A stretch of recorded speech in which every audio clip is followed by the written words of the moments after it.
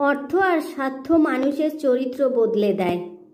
অর্থের অহংকারে যে মানুষগুলো একটা সময় আপনাকে 5 পয়সার মূল্য দিত না, স্বার্থে পড়ুক, দেখবেন সেই মানুষগুলোই আপনার পা ধরতে 2 মিনিটও সময় নেবে না। মানুষ আসলে গিরগিটির থেকেও দ্রুত রং বদলাতে ওস্তাদ। প্রয়োজনে যেমন অচেনা মানুষকে আপন বানিয়ে নেয়, ঠিক তেমন প্রয়োজন ফুরিয়ে গেলে আপনজনকেও পর বানিয়ে ছুঁড়ে ফেলে দেয়।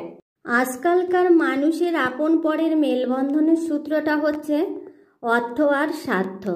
যতক্ষণ আপনার অর্থ আছে ততক্ষণ আপনার আপনজন আছে, যতক্ষণ আপনি কারো স্বার্থে লাগবেন ততক্ষণ আপনি কারো প্রিয়জন হয়ে থাকবেন। অর্থ আর স্বার্থ ফুরিয়ে গেলে আপনার মূল্যটা সকলের কাছেই শূন্য।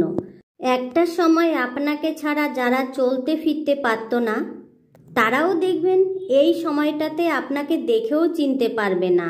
অচেনা ভাব ধরে পাশ কাটিয়ে চলে যাবে।